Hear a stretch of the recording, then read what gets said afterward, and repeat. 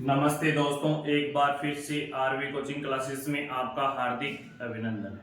दोस्तों, अपन द्विघात समीकरण पढ़ रहे थे सेशन 2024-25 के लिए।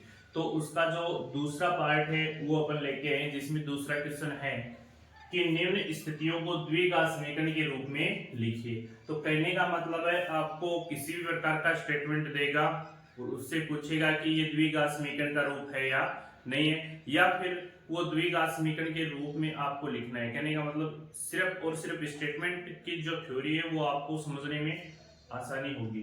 तो इसके लिए सबसे पहले आपको ये जानना जरूरी है कि इसमें क्या दिया गया है, और दिया हुआ यदि आपको समझ में आ गया तो आप द्विघात समीकरण बनाने में आपकी सबसे बड़ी आसानी होगी। यदि क्वेश्चन का स्टेटमेंट समझ में नहीं आएगा तो आप द्विघात समीकरण नहीं बना पाओगे। तो ध्यानपूर्वक देखिए और अच्छे से समझिए इस स्टेटमेंट को। देखिए, एक आयताकार भूखंड का क्षेत्रफल दिया गया है।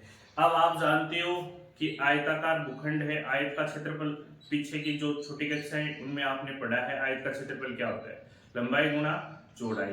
तो वो क्षेत्रफल याद होना चाहिए आपको। क्षेत्रफल दिया गया है 528 मीटर स्क्वायर। इकाई याद रखनी है, किसमें दी गई है, मीटर में। क्षेत्र की लंबाई चौड़ाई के दुगुने से एक अधिक है। अब इसमें किसको x मानना है और किसको नहीं मानना है, ये जानना बहुत इंपॉर्टेंट है। तो इस स्टेटमेंट पे आप ध्यान दीजिए। फिर हमें भूखंड की लंबाई और चौड़ाई ज्ञात करनी है। तो सबसे पहले अपन बनाएंगे आयत, लिखेंगे आयत। जानते हो जिसकी सम्मुख भुजाएं क्या होती हैं, बराबर, और प्रत्येक कोण कितने डिग्री का होता है, 90 डिग्री का। अब ये ए, बी, सी और डी। अब ये डायग्राम इसलिए बना रहा हूं, जरूरी नहीं है कि आप डायग्राम बनाओ। ये 528 मीटर स्क्वायर क्या दिया गया, इसका क्षेत्रफल दिया गया है। अब अपन को क्या दिया गया इसमें कि क्षेत्र की लंबाई चौड़ाई के दुगुने से एक अधिक है। तो अपन लंबाई को नहीं मान सकते, अपन किसको मानेंगे, चौड़ाई को, क्योंकि जो चौड़ाई है उसको x मानोगे तभी तो आप लंबाई को किसके बराबर कर सकोगे, इसके दुगुने से एक अधिक है। तो मैं यहां पर लिखता हूं, चौड़ाई ये होती है, तो चौड़ाई को क्या मान लिया, x मीटर।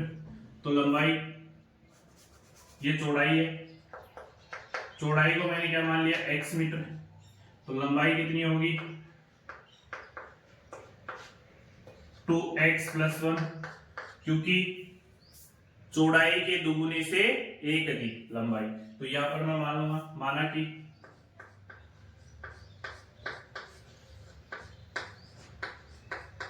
आयताकार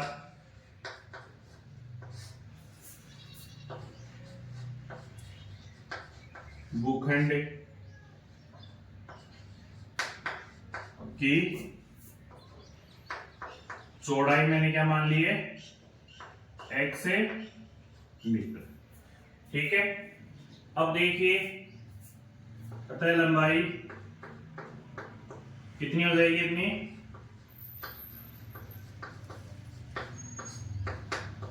2x + 1 मीटर। अब देखिए ध्यान से, आयताकार भूखंड का क्षेत्रफल दिया गया है, तो अपन लिखेंगे दिया हुआ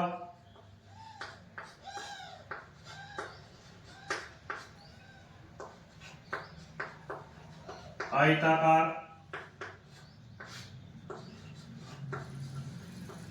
भूखंड का क्षेत्रफल कितना दिया गया बच्चों, 528 मीटर स्क्वायर। अब आप सभी जानते हो कि आयत का जो क्षेत्रफल होता है वो क्या होता है, लंबाई गुणा चौड़ाई। तो मैं यहां पर लिख देता हूं, लंबाई गुणा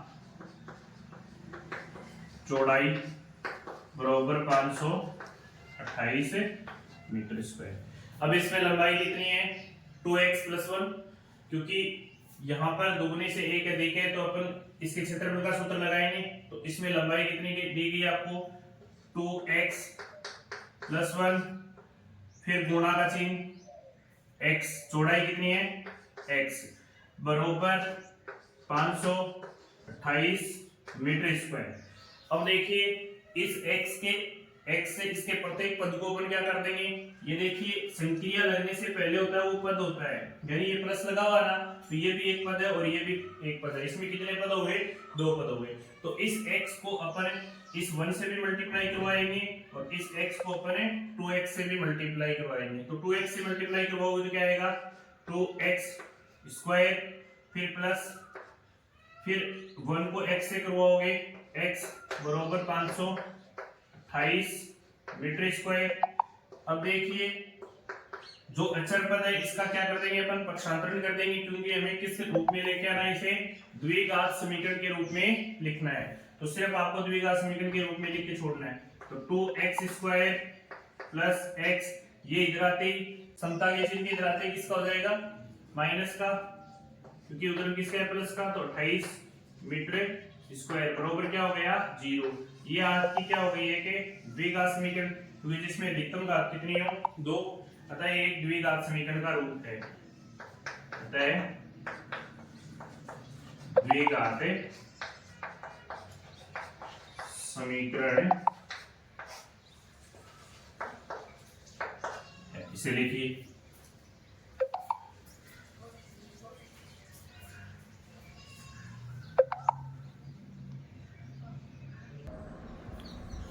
देखिए इसमें अगला क्वेश्चन दिया गया है, दूसरे का अगला, कि दो क्रमागत धनात्मक पूर्णांकों का गुणनफल दिया गया है। यहाँ पर ध्यान दीजिए जो दिया गया है वो क्या दिया गया है, आपको 306 गुणनफल दिया गया है।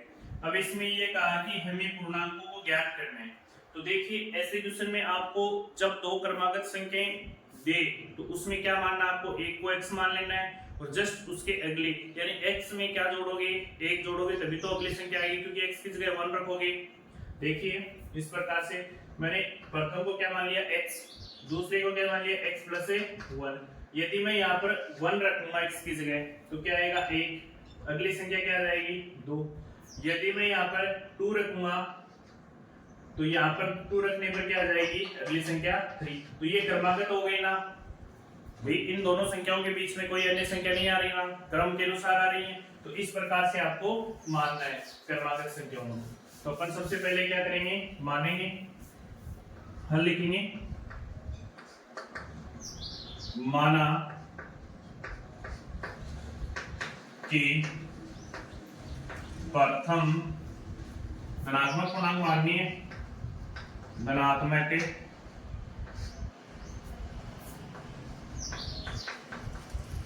पूर्णांक संख्या क्या हो गई x, इसमें इकाई नहीं दी गई तो अपन x ही मानेंगे। फिर दूसरी संख्या,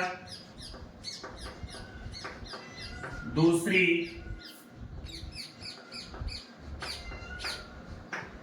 धनात्मक पूर्णांक संख्या क्या होगी, यानी अगली संख्या क्या होगी, फर्स्ट तो क्या होगी x, दूसरी क्या हो जाएगी x प्लस 1, x प्लस 1। अब अपन को क्या दिया गया प्रश्नानुसार कि दोनों क्रमागत पूर्णांकों का गुणनफल। तो अब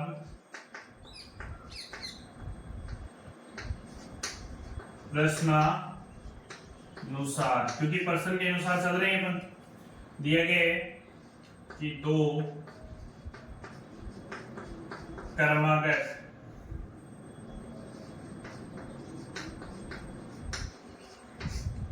धनात्मक पूर्णांकों का गुणनफल, गुणनफल मतलब गुणा करने के बाद जो वैल्यू आती है गुणनफल 306 है, ये हमें दिया गया है। अब दो क्रमागत संख्याएं कौन सी हैं, फर्स्ट तो है आपके पास x, दूसरी है x प्लस 1। इन दोनों को क्या कर देंगे अपन, गुणा।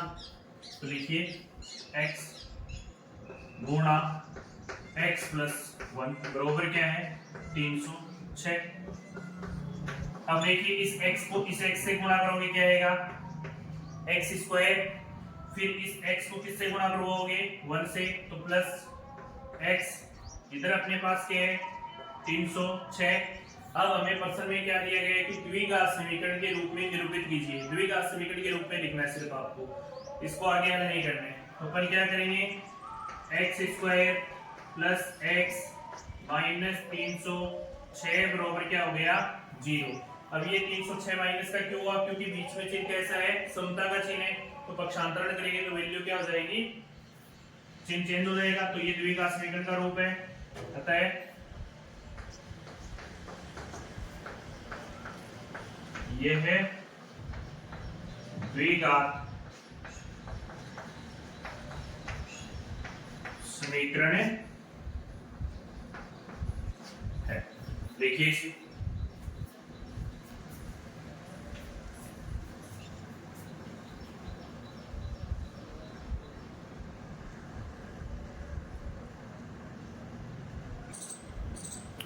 देखिए अच्छा क्वेश्चन है। रोहन की माँ उससे 26 वर्ष बड़ी है। देखिए रोहन है ना, उसकी माँ है, वो 26 वर्ष बड़ी है किससे, रोहन से। उसकी आयु वर्षों में का गुणनफल, अब इसे 3 वर्ष पश्चात कितना दिया गया है, जो 3 वर्ष पश्चात का जो गुणनफल दिया गया है वो 360 है, नहीं कि उससे पहले का 3 वर्ष बाद। देखिए पश्चात और बाद शब्द आ जाए ना, वैल्यू आपको जोड़नी है। देखो मैं बता दूंगा आपको कैसे जोड़नी हो जाए। हमें रोहन की वर्तमान आयु ज्ञात करनी है। अब इसमें सबसे पहले अपन मान लेंगे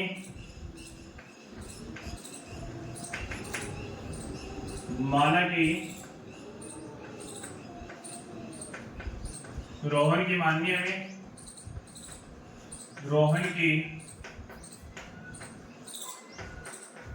वर्तमान आयु कितनी है, वर्ष में माननी है x वर्ष। अब देखिए रोहन की मां उससे कितनी बड़ी है, 26 वर्ष बड़ी है। तो जब रोहन x का होगा तो उसकी मां 26 वर्ष क्या होगी बड़ी, तो x प्लस 26 तो लिख देंगे।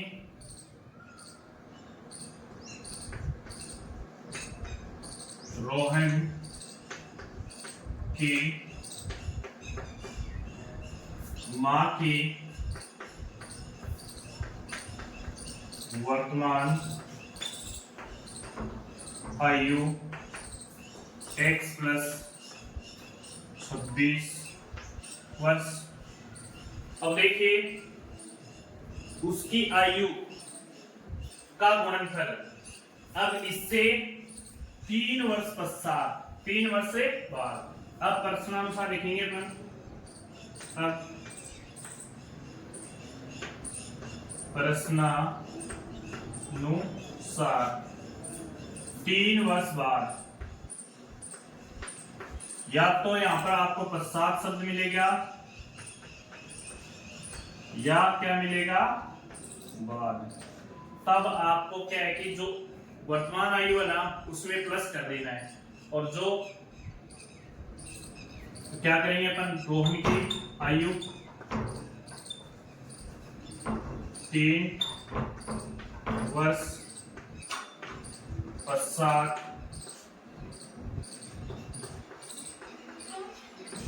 रोहन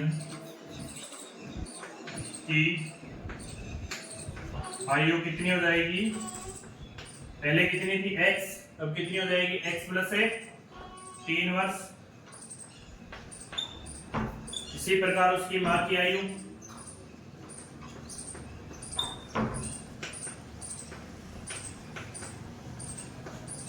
कितनी हो जाएगी, पहले कितनी थी x प्लस 26, अब कितनी हो जाएगी x प्लस 26 में कितना जुड़ जाएगा 3, यानी क्या लिख सकते हैं अपन, x प्लस 29 वर्ष। अब अपने पास रोहन की भी आ गई 3 वर्ष बाद और उसकी मां की भी आ गई।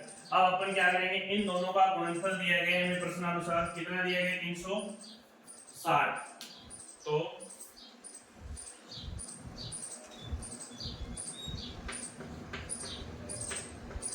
दोनों की आयु का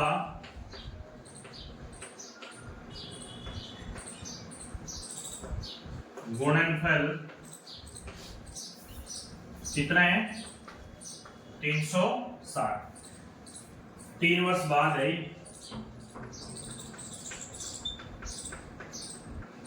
3 वर्ष बाद दोनों की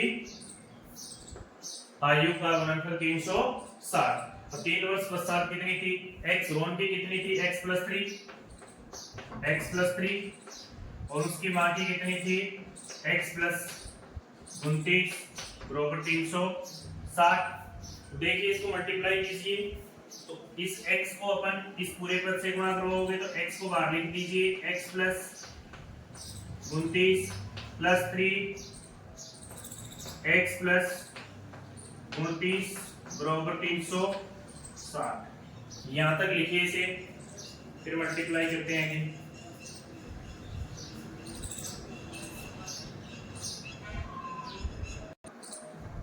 देख लिया, मैं इसको यहां पर लिख देता हूं जगह नहीं होने के कारण। देखिए इस x को इससे मल्टीप्लाई करवाओगे तो क्या आएगा, x को x से करवाओगे x² आएगा, फिर इस x को इस +29 से करवाओगे तो क्या आएगा प्लस का 29x, फिर +3 से करवाओगे x को तो 3x। इसको देखिए x से करवाना है और उसके बाद इससे करवाना है 29 से, तो क्या आ जाएगा 3 पर बोलोगे तो क्या आ जाएगा 87। फिर बराबर में क्या दिया गया आपको 360। अब क्या करना है, जो सजाती वैल्यू उसको जोड़ दीजिए, जो बटा है उसको घटा दीजिए, में द्विघात समीकरण का रूप लेके आना है। तो अपन लिखेंगे x² + 29 और 3 कितने हो गए 32 x + 87 - 360 बराबर क्या बचा 0। अब इसको घटा देंगे और द्विघात समीकरण का रूप आ जाएगा अपने पास, क्या आएगा x² आ जाएगा x² 32 x, फिर देखिए 360 में से 87 घटाओगे क्या बचेगा आपके पास, देखिए 10 में से 7 घटाओगे क्या बचा, माइनस की बचेगी ना वैल्यू 3 बचा, फिर 6 में से 8 घटाओगे क्या बचा, ये क्या बचा यहाँ पर देखिए 10 में से 7 घटाने पे क्या बचा आपके पास 3 बचा। अब इससे हासिल ली थी ना पहले 6 से, तो अब ये क्या बचा यहाँ पर 5 बचा। 5 में से 8 घटेंगे नहीं तो इसको क्या बनाना पड़ेगा 15, तो 15 में से 8 घटेंगे क्या बचेगा 7, फिर इसमें से 1 कम हो गया तो क्या बचा 273 बराबर क्या है 0। ये क्या है कि द्विघात समीकरण है, अतः यह है द्विघात समीकरण का रूप है। इस प्रकार से आप इसे निरूपित कर सकते हो, इसे नोट कीजिए।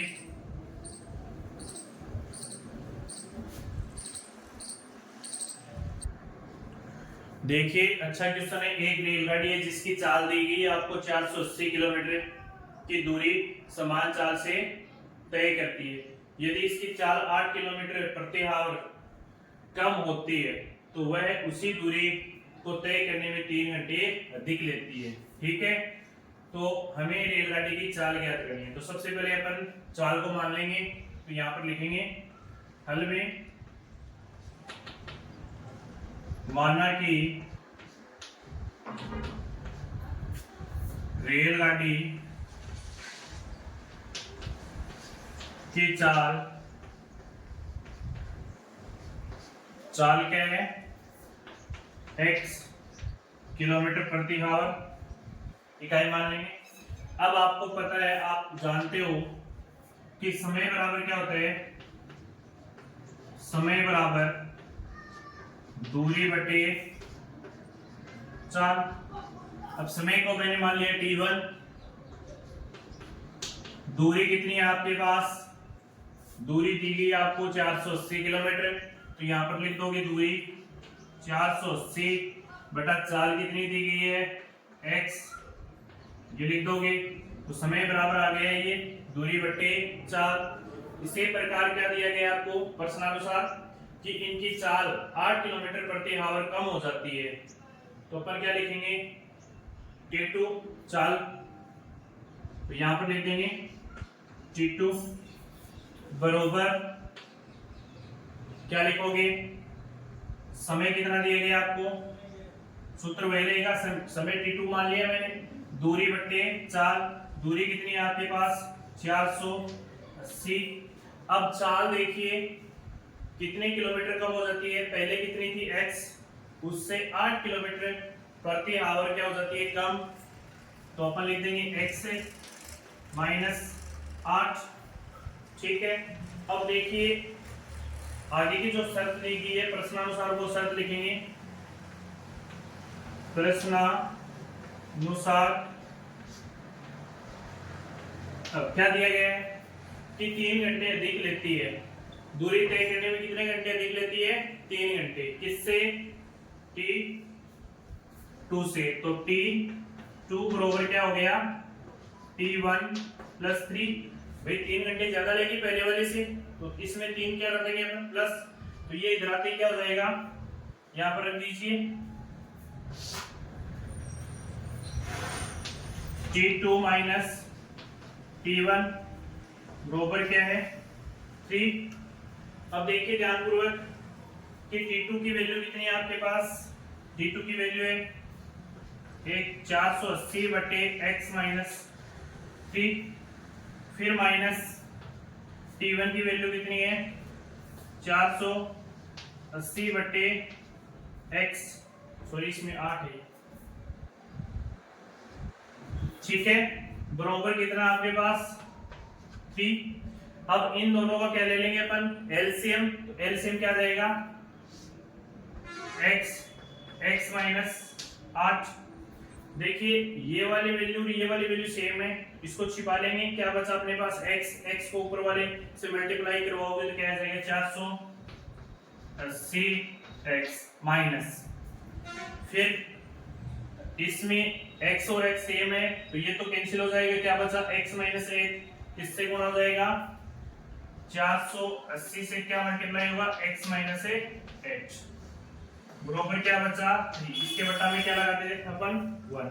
अब कर देते हैं अपन क्रॉस मल्टीप्लाई, अब क्रॉस मल्टीप्लाई करवाओगे तो x को इससे मल्टीप्लाई करवा के इस 3 से मल्टीप्लाई करवा दोगे, तो मैं यहाँ पर लिख रहा हूँ 480x, फिर देखिए 480 को x से गुणा करवाओगे तो क्या आ जाएगा माइनस का 480x, फिर ये माइनस और ये माइनस क्या हो जाएगा प्लस। अब देखिए 480 को 8 से मल्टीप्लाई करवाओगे तो क्या आएगा, 8 को यदि 0 से करते हो तो क्या आता है 0, 8 को 8 से करते हो तो क्या आता है 64, तो 64 का 4 हासिल कितनी 6, 8 को 4 से गुणा करते हो तो 32, 32 में 6 जोड़ते हो तो 38, 3840 आ जाएगा बराबर। अब देखिए इस 3 से ये पूरा पद मल्टीप्लाई होगा, तो सबसे पहले अपन इसको हल कर लेते हैं, 3 यहाँ पर लिख देते हैं ब्रैकेट में, इसको हल करके उसके बाद अपन मल्टीप्लाई करवाएंगे, x को x से किया क्या है x² माइनस x को -8 से करवाओगे तो माइनस का 8x। अब देखिए इसका जो फाइनली रिजल्ट क्या आता है मैं यहां लिख रहा हूं, ये तो क्या हो जाएगा कैंसिल, इधर क्या बचा आपके पास 3840, फिर बरोबर 3 को अंदर लेके जाओगे मल्टीप्लाई करवाओगे तो 3x², फिर माइनस 8 की टेबल 3 टाइम बोलोगे क्या आ जाएगा 24x। अब देखिए इसको द्विघात समीकरण के रूप में लिखना है तो मैं यहां ये लिख सकता हूं ना 3x² माइनस 24x माइनस 3840 बराबर 0। ये द्विघात समीकरण का रूप आ गया है अपना ये वाला, यही इसका क्या है आंसर, तो अपन लिख सकते हैं इसको। तो आशा करता हूं कि आपकी जो 4 पॉइंट 4.1 है वो कंप्लीट हो चुकी है, तो इसे अच्छे से लिख लीजिए, नोट डाउन कीजिए और वीडियो को ज्यादा से ज्यादा शेयर कीजिए।